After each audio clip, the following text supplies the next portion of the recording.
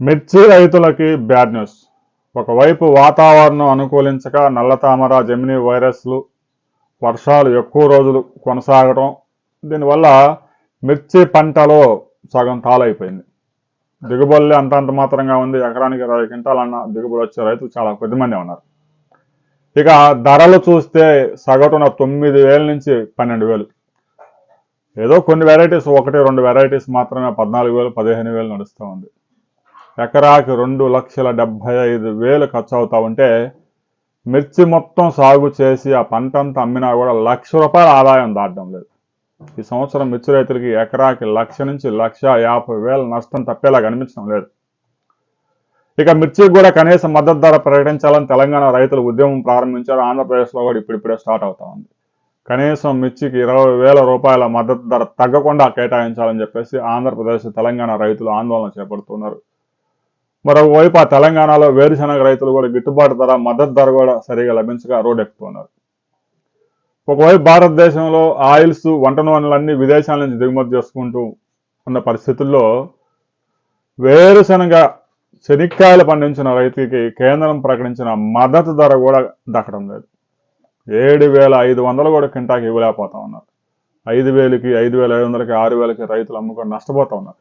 ఈ విధంగా రైతులు నష్టపోతే రాబోయే సంవత్సరాల్లో భారతదేశం మరింత వంట నూనెలు దిగుమతి చేసుకొని లక్షల కోట్లు విదేశీ మారక ద్రవ్యాన్ని నష్టపోవాల్సి ఉంటుంది.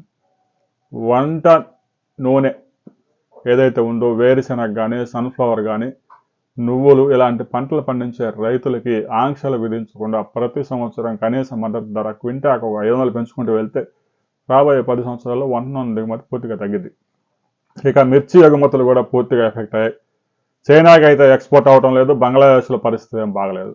ఇక శ్రీలంక ఉందంటే ప్రతి సంవత్సరం ఒక 1000 కంటైనర్లు వెళ్ళాయంటే శ్రీలంక ఎక్కువ. ఆంధ్రప్రదేశ్ జనాభా కన్నా తక్కువగా ఉంది కాబట్టి అక్కడ శ్రీలంక, వియత్నాం కూడా చిన్న దేశం. ముఖ్యంగా చైనాకి ఎక్స్పోర్ట్స్ ఆర్డర్స్ ప్రస్తుతానికి లేవు. రాబోయే రోజుల్లో వస్తాయన్న గ్యారెంటీ కూడా లేదు. గతంలో ప్రతి సంవత్సరం చైనాకి 10,000 కంటైనర్ల మిర్చి ఎగుమతి అయ్యేది.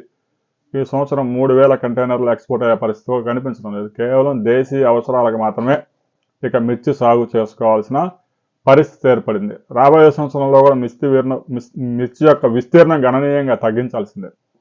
ఏమాత్రం రైతులు పెంచుకుంటూ పోయారో ఇక లక్షల్లో నష్టాలు తప్పదు. ఇక కౌలు రైతులు అయితే మరింత ఎక్కువ నష్టపోయే అవకాశం ఉంది. రాబోయే రోజుల్లో కూడా మిర్చి ధరలలో పెరుగుదల వస్తుందన్న ఎక్స్పెక్టేషన్స్ అయితే లేవు. ఎక్స్పోర్ట్ ఆర్డర్స్ లేకుండా మిర్చి ధరలు పెరుగుతాయని ఎవరు చెప్పలేం. రాబోయే కొద్ది రోజుల్లో మిర్చి ధరలు ఎటు అడుగులు వేయబోతా ఉన్నాయి అనే వివరాలతో మరో వీడియోలు తెలుసుకుందాం.